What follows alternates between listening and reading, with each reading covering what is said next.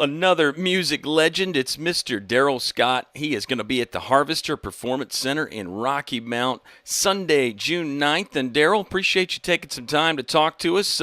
If you meet somebody at a party and they're not a music person, how do you describe your music to them? Because I know genres get a little bit weird now, the whole Americana thing, bluegrass, Yeah, country, etc. What do you tell people about your music?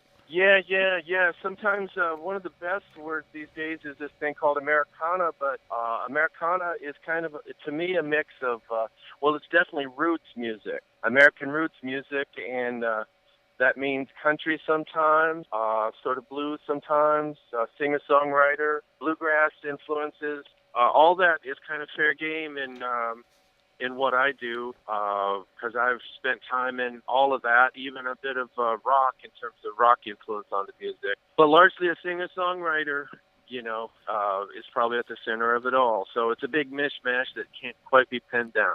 Yeah, I want to get to the songwriting here in a little bit, and we'll talk about that rock and roll stuff you did too. But take us back to the early days. I think you were basically a professional in your teenage years, right? Was that Southern California that you had your first paying jobs as a musician? Yeah, it was, because my dad was a band leader, doing country music, honky-tonk stuff, playing in bars. And it was, California, it was Alaska, it was New Mexico. But basically playing pretty much country music, in honky tonks back in those days, and that was in the mid 70s and later 70s.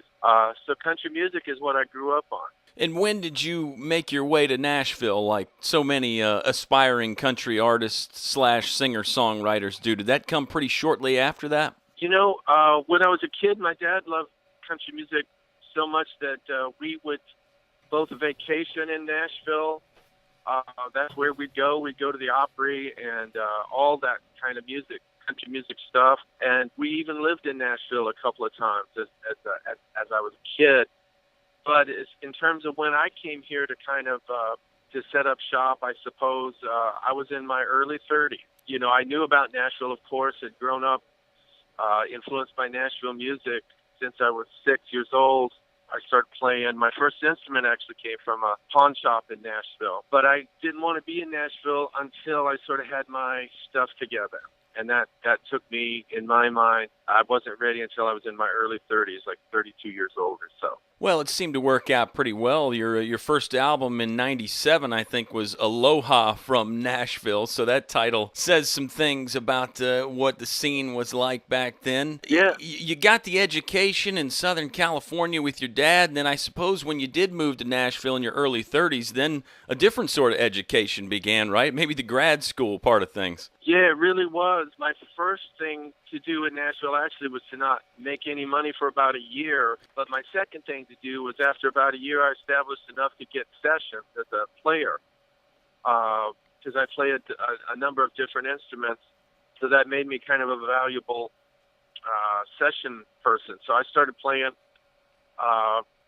sessions that ran from jingles to publishing demos and then it ran to the good stuff like playing on Guy Clark records or eventually like Martina McBride records or Trish Yearwood's and on and on. I started having a full career of being a musician.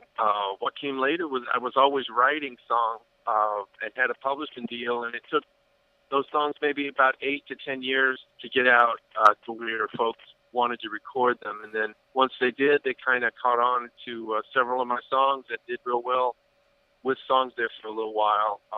But truth is, the first thing I did was as a player, playing on other people's recording. We're talking with music legend Darrell Scott. He's going to be bringing his band to the Harvester Performance Center in Rocky Mount June 9th. Tickets are available, harvester-music.com. All right, Darrell, you hit on a bunch of things in that last comment that I want to talk about. You're playing, let's see, guitar, mandolin, banjo, pedal steel, accordion. I'm sure there's one or two things I'm leaving out. How do you juggle all that stuff, or does it just come naturally? I mean, do you have to practice some of those more than others? How does that work for you? Well, in my case, it was growing up in a family band. I had an immediate, outlet. Even, when getting a pedal steel, I could probably eke out something, fairly soon. It wasn't great, but enough.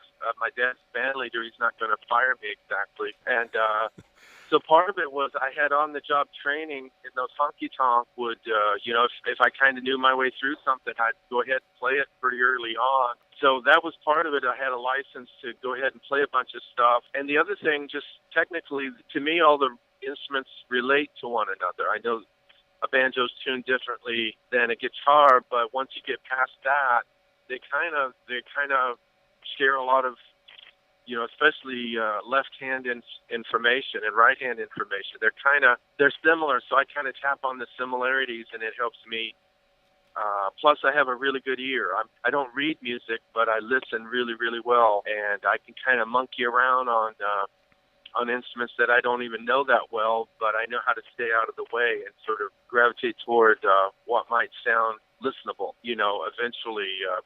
And so really instead of practicing a bunch, it was really playing in bars and honky-tonks a bunch because my dad was the band leader and I could do stuff like that. Well, that's incredible. What about the songwriting? Did that come naturally too, or is that something you've had to work at a little bit more than just the playing? A little of both. I definitely had a natural ear for music and a natural ear for writing because my dad was a songwriter, and so he knew all the good stuff back in the day, Johnny Cash, Hank Williams, Merle Haggard, and so I learned, because those songs are around me all the time as a kid, I learned, what a good song has in common, and how they're just the general, how they get put together. And then I had to work on it further because I thought what was pretty important was for me to have my own writer's voice, I call it, my own sort of distinct way of doing stuff. And I didn't really find that until my late 20s or early 30s. And that's when I decided to come to Nashville because I figured I had something now that I could call my own, that I could show up into the town there and sort of continue to be consistent with those songs, And it took about 8 or 10 years, I'd say, of even after that. But I kind of knew what I was going to be doing songwriting-wise. I just wanted to really write from my writer's voice. And in the meantime, make a living as a sideman or playing in sessions. We're chatting with Darrell Scott, going to be at the Harvester in Rocky Mount Sunday, June 9th. Let's see, Darrell, songs recorded by the Dixie Chicks, Sam Bush, Travis Tritt, Faith Hill, Sarah Evans, just to name a few. What's your songwriting process like? Are you wait for inspiration to strike kind of guy, or do you like to knock on the door every so often and see if any inspiration is there? How do you work? I've done a bit of both, but the one that's the most, that has the better results is waiting for inspiration, because an inspired place already has kind of a lifted or higher kind of thing going on. If you're kind of inspired to write, there's already something kind of going on. Where when I kind of force it, usually the songs sound like they were forced as opposed to some natural, you just can't help yourself but, pull over from driving the car, if that's the case, and just get after this thing that's piling through the inspiration is the main thing. The trouble with that is it might be a while between inspiration, and if that's the idea of writing from inspiration, then you just have to wait until that inspired thing shows up. But on the other hand, sometimes I've co-written, agree to meet at a certain time. You hope inspiration is there at your meeting as well. But if not, I definitely have a skill set that can bring out songs, and so does the person I might be co-writing with. But the best songs I find are the ones that come from inspiration. So I've kind of learned to wait till that kind of knocks on my door. Yeah, I've talked to several songwriters who seem to give a similar answer. It seems like a lot of people say you've got to wait for the inspiration to strike, but there's some things you can do to maybe help let the inspiration arrive. Some people say I gotta get off the road. I can't be on tour. Other people have to be on tour, and some people got to get on vacation. Are there any things like that you do to maybe increase the chances a little bit? The best increase I find is being exposed to really creative things like, movies, reading books, other people's songs, can inspire a whole different song completely on my part. A lot of times when I'm just open to creative stuff out there in the world, however that might show up, uh, there'll be something in that, a play that I see or a book I'm reading or overhearing someone's conversation next to me or something like that. If I've got my antenna up, that's a pretty good increase of the ability to hear something that would make me like, oh, okay, there's something going on. Let's see what this is. So paying attention and observing would be two good ways to kind of get the antenna going. Pretty cool stuff. Chatting with Darrell Scott, going to be at the Harvester Performance Center in Rocky Mount, June 9th. A couple more questions for you here, Darrell. I'm sure everybody asked about your experience with the rock and roll legend Robert Plant. What was that like? Did you have to pinch yourself at any point during when you were in the studio there and on stage playing with somebody like that? Yeah, there were definitely moments of the pinching myself with Robert. One of the first ones was making the record we made, being in the studio, and it was kind of a rockin' song. It wasn't full tilt Led Zeppelin energy, but it was for the record we were working on. It had a kind of a rock and drive and thing, and I remember very clearly working on that song, with his voice coming into my headphones, working in a more energetic song. It was like, yeah, that's Robert Plant over there, and aren't I lucky to be sitting here right now? And I do remember that kind of a chill kind of a moment. And then there were plenty of those out on the shows that we did. We toured, I guess, for about a year and a half out there doing that. And there were definitely times where that would be happening because one thing about Robert, he never wants to play or sing or do a show the same way twice. And some of those accidental things that it didn't happen the night before, those accidental things were the ones that I was kind of on the lookout for, because he'd just be in the moment of something, and that would come vocals like, we all heard in Led Zeppelin days, that upper voice thing. And he wouldn't always do that, but when he did, it was like, that's Robert Plant, and this is a good situation. Oh, I'm sure. In addition to Robert Plant, you've done some pretty cool stuff with people from other genres as well, stuff folks might not expect. Anthony Hamilton, Preservation Hall Jazz Band. That's got to be inspiring to get around some different types of musicians, and maybe you don't sit down and quiz them and pick their brain, but you got to pick up some things from just osmosis, right? Well, just being around those musics and having the opportunity to. I've been very lucky. A lot of the very, different things I've done, because I haven't just been a country musician. I haven't been just an Americana or bluegrassy guy. I have sat in all sorts of different situations, and I feel very fortunate with that. Like the Preservation Hall Jazz Band, that was one of the, if I had to name one of the top three things I ever did, it was the night we spent with those guys at Preservation Hall, and I did a great Tom T. Hall song with them, where I was the singer, the leader, with those guys behind me. It was just it's just one of the best things I've ever done. So those things just happen. I can't explain how that exactly happens, but I'm aware of it when it does.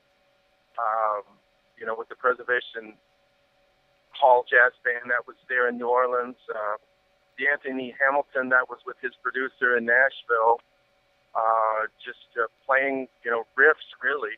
They hired me as a guitarist to put some riffs together one after the other, and then, he honed in on this one that I did, and then that turned into the body of the song that Anthony later wrote lyrics to, and it's a very cool tune.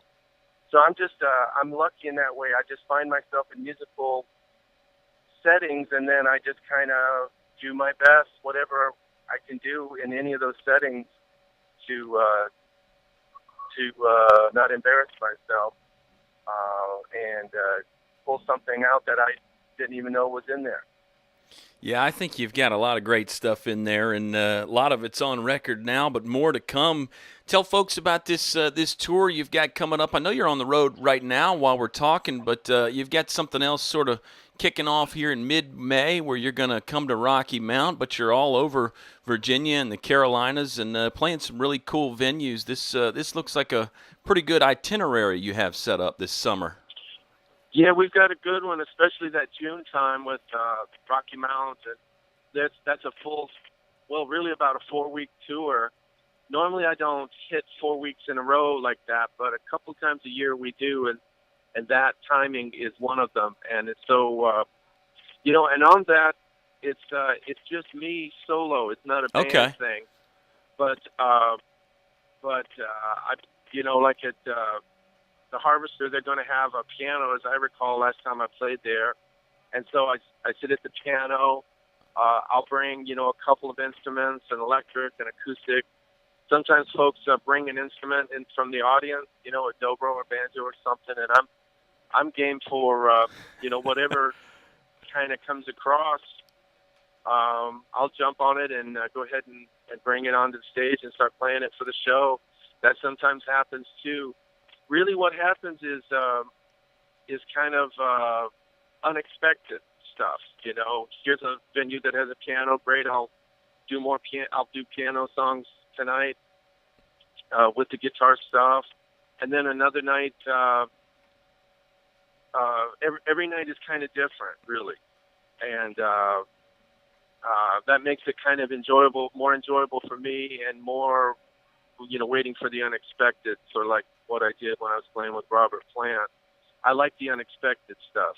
I like the things that I don't know that are going to come out tonight. Yeah, that is a fabulous concept, Darrell. I'm really excited now. The show is Sunday, June 9th at the Harvester Performance Center in Rocky Mount. You had an album a few years ago, the Couchville Sessions. I'm sure you've got something else you're cooking up in the works, maybe just trying to get the timing right for another album here, Darrell? Yeah, I'm actually working on 2 different albums now. Okay. And I'm kind of treating them both as, either one could be the next one. And so I'm really kind of working on them side by side. And they're very different from each other. Figure out along the way which one, I guess, what I would put out first. They're very diverse from one another, but still that's that same can't pin me down kind of thing. I like kind of moving around in a bunch of different musical ways. Yeah, very cool. Very cool, Darrell. Well, thanks for your time. We'll let you run. I hope folks will come out and see you Sunday, June 9th. The tickets are available at harvester-music.com. If folks want to learn more about you, I know you've got the website and the social media and all that stuff going on. Tell people where to find you. I guess nowadays you can just Google Darrell Scott and everything will be there, but... Yeah, most likely. There are a few other Darrell Scotts out there. Uh-oh. But you'll see it right away. Yeah, you'll see there's a football player, Darrell Scott. There's a pastor, Darrell Scott, and there's me. But yeah, I'm the music one. It makes perfect sense. Darrell, thanks for your time, man. We look forward to doing it again soon. Thank you, Kyle. Catch you later. All right, man. Thank you so much. See ya. Bye-bye.